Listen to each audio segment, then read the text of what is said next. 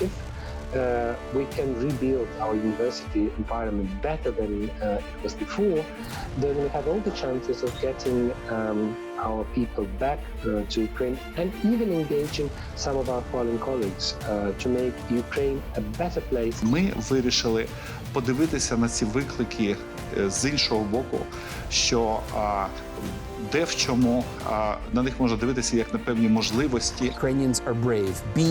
Be brave like Ukraine is a wonderful slogan. At the moment, we are trying to think about how we're going to be making that happen, making that bravery into something reality after the war is over. Please help us with this. Hello and welcome to Ukrainian Flames, a special project by Ukraine Media Center and Euro-Atlantic Course NGO. My name is Lesa Bidochko, and today we'll talk about the challenges faced by Ukrainian higher education amid hostilities. If you want to know more, please subscribe to our channel to stay tuned and support us with your likes and commentaries. During the past decade, internationalization has evolved from a marginal activity to a key aspect of the education reform agenda in Ukraine. Traditional emphasis in internationalization has been on exchanges and cooperation to contribute to a better understanding of different cultures and their languages. There is no gainsaying, in fact, that Western diploma is a privilege in Ukraine. Earlier, studying abroad was kind of a luxury. Gilded youth or really talented youth who won some special scholarships could go to study abroad. Now, studying abroad is something inevitable, especially in terms of Russia's full-scale invasion, let alone assess the preliminary data on the damage due to the hostilities. Several dozens of Ukrainian universities were damaged or destroyed. Many students left Ukraine fleeing the war. 26,000 teachers and professors left the country. 900 teachers joined Ukrainian armed forces. Thousands of students stay on the occupied territories and physically cannot come to the government-controlled regions. In addition, many educational institutions are not equipped with the large bomb shelters to ensure students' safety during the air alarms. The challenges facing by Ukrainian higher education amid war are formidable. How Ukrainian institutions are dealing with them? We talked about the issue with Maxim Yakovlev, head of the Department of International Relations and director at School for Policy Analysis at Kyiv-Mohyla Academy. I would like to share with you a story that many of my colleagues who were evacuated to Europe after the Russian full-scale military invasion into Ukraine and the war that started. And this story, or many stories that have one thing in common, go like that. At the universities in Europe, where they were hosted as kind of refugees with their families, some of my colleagues and people I know well were given teaching assignments. So they actually either took some part of an academic course at university or were given specifically to teach an extra course. And they say that their colleagues there were positively surprised by how highly the students evaluated the courses and the teaching abilities of us Ukrainian university instructors. So it doesn't mean that before the full-scale war that Russia started in Ukraine and these all atrocities that Russia is doing now, that before that there were no academic exchanges and Ukrainian professors never taught at Western universities. But the scale now has changed because there are so many of us from the academic community who are abroad. I decided to stay in Kyiv, and I've been here the whole time from the beginning of war, apart for a couple of conferences. But the idea is that the image of the Ukrainian university community is now changing positively abroad because there are many of us there, and people and students and our colleagues, they see that we are able, and we have always been able, to teach on a high level within the according to high standards of education, involving students into discussions, providing up-to-date literature on many topics. And thus, I think, on the one hand, it is positive for us that we improve the image of Ukraine's higher educational system. On the other hand, I do understand that it will be difficult to get Ukrainian university professors who are successful as university instructors and who teach really well to get them back into Ukraine. Dr. Yakovlev stays optimistic about Ukrainian students who study in some Western university. He assures that most of them would go back to Ukraine after graduation. Dr. Yakovlev voiced crucial steps for it to happen. Another thing is, of course, there are so many Ukrainian students that have been offered different forms of scholarships and who are now enrolled into study programs abroad at many universities in Europe and in Canada, in the United States. I even know of some students who were hosted by the Japanese universities, and I'm really glad that they were provided with some sort of academic shelter, that they continue their studies. From my experience as the head of department and director of the university affiliated think tank, I can say that from contact with students, the majority of them would like to come back to Ukraine at some point and graduate from our university, which means that they would like to benefit from the system of European credit transfer system, where you can go to another country, another university, study there, and then have your subjects and the credits gained for that recognized at your home university and be able to graduate. I think it is a great idea, and I hope that these students will be able to return to Ukraine. Now, what do we need in order for them? And for them now, I mean for the university instructors and for the students to be able to return to Ukraine. Now, first, in the most obvious, there must be an end to this war. We Ukrainians must win this war, because losing this war for Ukraine would mean that there will be no Ukrainian nation, because what Russia is now doing is actually genocide against the Ukrainian nation. So we need Russia to stop this war by all means. And we need that everybody who is now in Ukraine and who will return to Ukraine feels secure and safe, that you go to your university and you're not afraid that the Russian missile will hit and kill you and your friends and your classmates. So for that, we need to put an end to this. I was to Lugano, Ukraine recovery conference, and what I like very much about this conference was the main idea that we need to build back better, to build Ukraine back better, to make it a better place than it was before. It was a good place anyway, but we have a lot of potential for improvement. And one of the things that we can improve is university environment as such. So we need to provide universities, and for the first, there are many universities in Ukraine that have been destroyed, so they need to be physically rebuilt. But then also the teaching environments have to be changed. We can talk about human infrastructure. So it is also about the salaries for Ukrainian university instructors and for technical personnel in the universities. It is also about working conditions and rules of the game, so to speak, the universities. It is also about the flexibility of curricula at university. So we can start working with it now from our Ukrainian side. And once the war is over, when we win this war, we would really need assistance in rebuilding and building Ukrainian universities better than they were before. But first comes security, of course. We need to end this war. We need to improve and change the university environment so that we can attract students. And I can think that after the end of this war, some of our colleagues at the Western universities who hosted us as Ukrainian university instructors, that they also would be interested in coming to Ukraine, seeing for their own eyes how Ukraine manages to its revival, its recovery after the war, and we can involve many foreign colleagues and really world's leading experts in different fields to teach at Ukrainian universities as guest lecturers, for example, or to be involved in joint research projects. I think that is really possible for the future. But first comes security.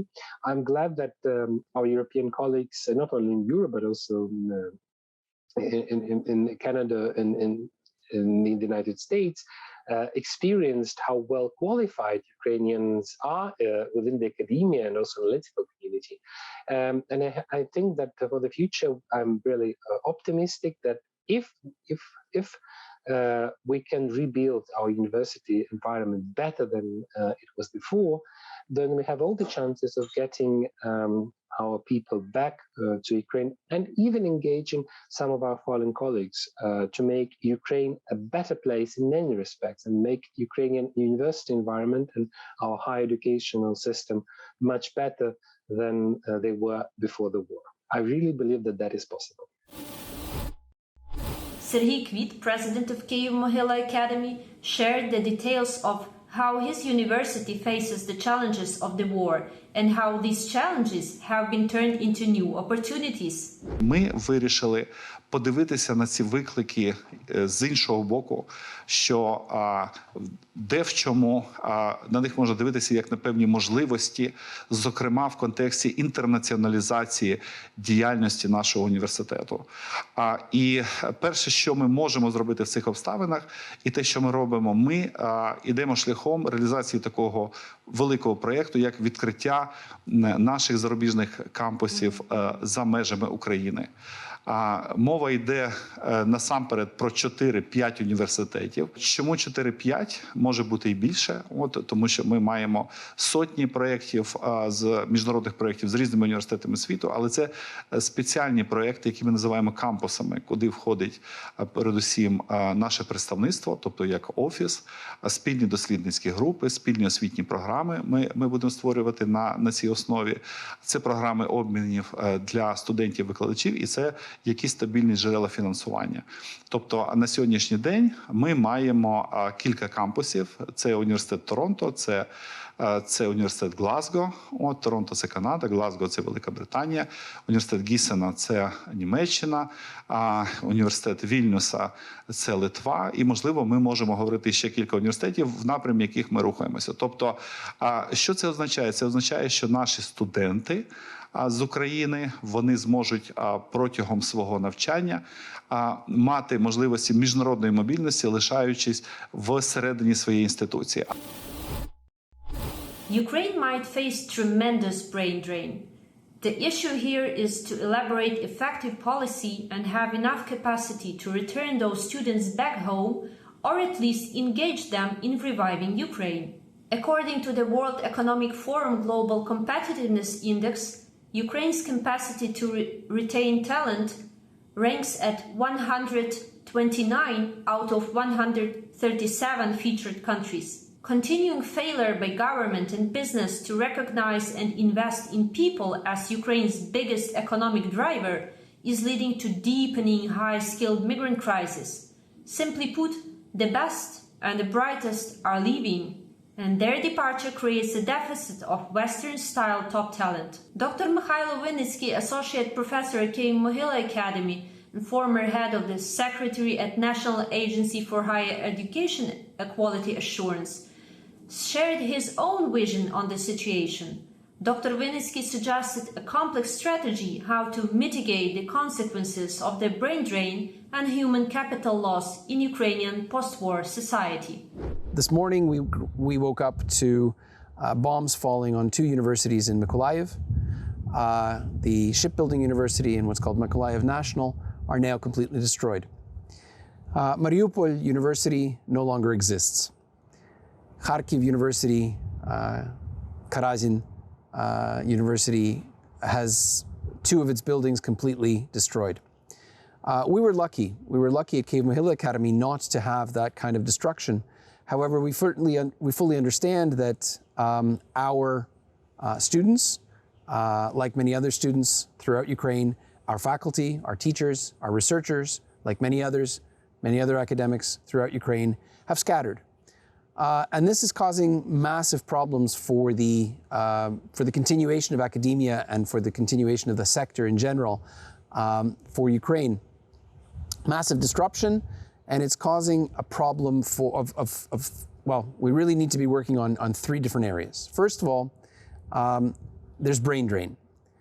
Many of the students, many of the children who are finishing schools in Ukraine have left with their parents, and many of them will be entering into bachelor's programs somewhere outside of Ukraine. This is causing problems for the sector in general. But it's not just a financial issue. It's not just an issue of what will happen to the universities after the war is over. That is, of course, important. But it's also a question of what happens to the society, because many of these people will not return. We understand that the role of education is not just to educate, but it's also to socialize into social networks, providing various types of opportunities for young people that then become the basis of their early lives, early professional lives. And if those early professional lives are started outside of Ukraine, it will be a loss for Ukraine. So what are we trying to do to make sure that that doesn't happen? It's very important for us to continue to maintain an identity connection with universities in Ukraine. So Kyiv-Mohyla Academy, for example, has launched an initiative where we have 4 campuses, 4 satellite campuses, if you like, outside of Ukraine. One is at the University of Toronto in Canada. Another is at Gießen University, which is in Germany. A third one is in Glasgow, in the United Kingdom, and a fourth in Lithuania, in Vilnius. These are points of contact where Ukrainian students, specifically our students, can continue to achieve, continue to gain the knowledge that they would gain in a university environment, but at the same time maintain an identity connection to their own university here in Ukraine. The Global University Initiative, which is, again, the Global Ukrainian University Initiative, which is something that has been launched by other universities as well, provides that ability to maintain connections to Ukraine, maintain an academic community, which is very important. At the same time, we recognize that community and knowledge are not just the only things that are important.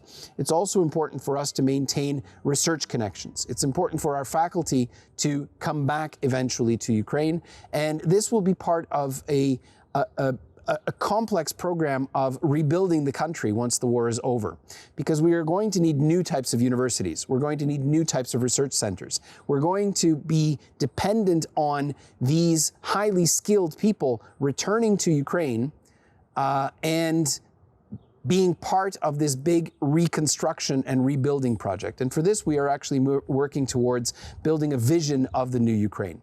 So amid all of this destruction, amid the fact that universities are no longer existing, we've been lucky because ours continues to exist, but amid this massive destruction, we need to maintain hope. We need to maintain hope, we need to maintain connections, and we need to remember that the new Ukraine will be built by intelligent, and not only intelligent, but also very, in Ukrainian, we use the word віддані, so very loyal people that will be patriotically rebuilding their own country.